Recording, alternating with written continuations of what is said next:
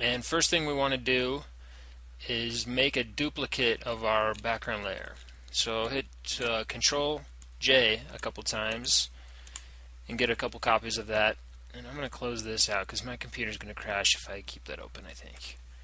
Alright, let's so with our one of our copies selected, we can start a couple ways, but let's first, we need our background layer isolated. So we need a layer of just background and no model.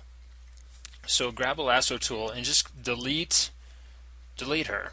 So we just have a background. So it looks like when the splatter is there, we can see right through her. Does that make sense? And just use the content aware fill. That's Shift F5 to do this. And if you don't have content aware, just use your clone stamp tool and stamp the model out and kind of keep the tones even. And I'm sorry if you're seeing this like it looks like there's like pixelation along here. I don't see it on my screen, but I think you see it. But it's just a crappy screen recorder.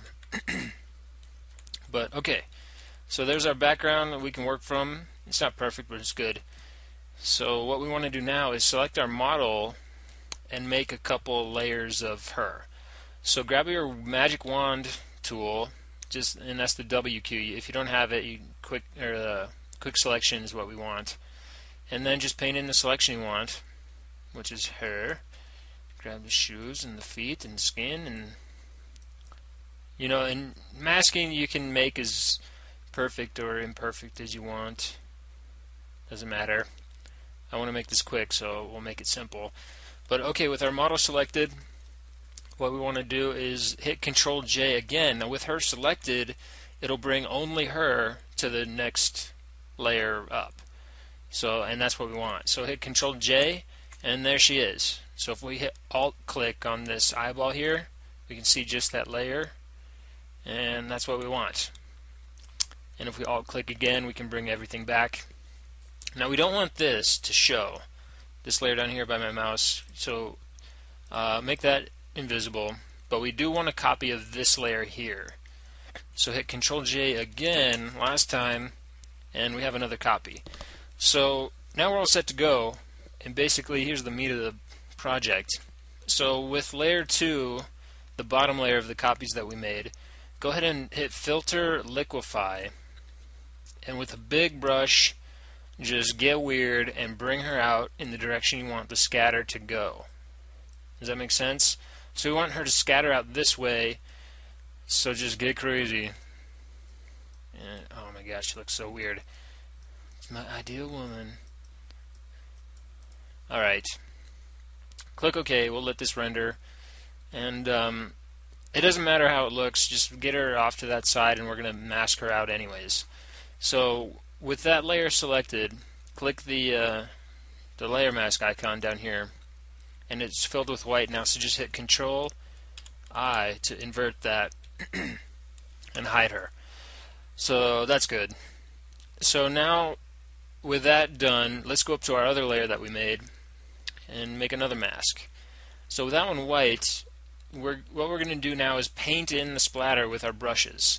So I have it all selected already, but if you don't, go up here to the brushes, load your splatter brushes, and if you don't have any, you can use square brushes. It looks pretty cool if you mess with the settings, but just click load brushes from a set you've downloaded or whatever. And I don't know, maybe in another tutorial I'll help you find some of those. But okay, with our brush selected, we're good to go. Change the size with your bracket keys. So we want about that size, and then just click. Make sure you have black as your foreground color, and then just click around. And don't click and drag because you'll make it look, weird and like a pattern. So hit Control Z to undo that.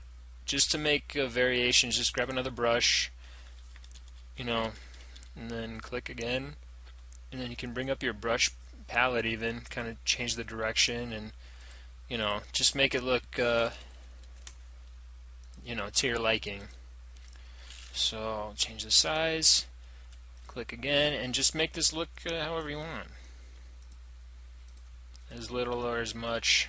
And I'm going to click, do this for a bit. I keep selecting the same brush, I think. I don't know why I'm attracted to that one. Let's do, I don't know, this one.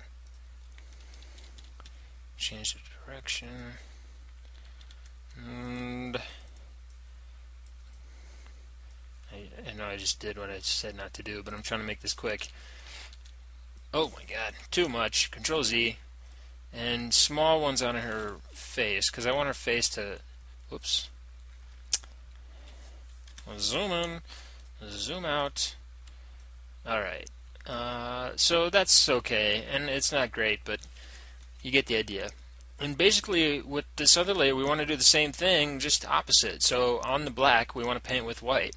So grab your brush, hit these arrows to switch them out, or hit X as your shortcut to switch those out, and then just click again and paint. So basically, that's it. And what we're doing is revealing, Control Z, revealing that layer we liquefied, and making that layer show up. So if you want to see, you can alt click on the mask to kind of see what you're doing. So I click and I paint with white, and it reveals that layer. So kind of adjust here, get a look that we want, make it big, splatter out. Let's see what else we got.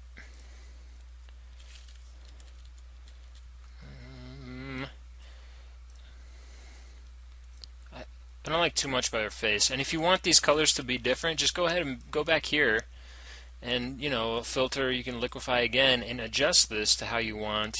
And those colors will shift independent of the mask. So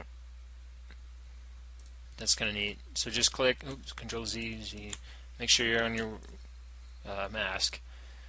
And there we go. And if you want to kind of tone it back, just paint with black again to cover up what you think you made a mistake on, and you can start, reducing the effect in certain places and enhancing it.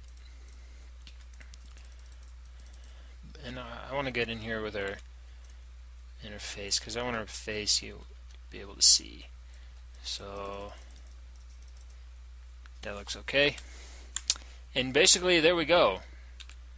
That's kind of the look we were going for in a couple of simple steps.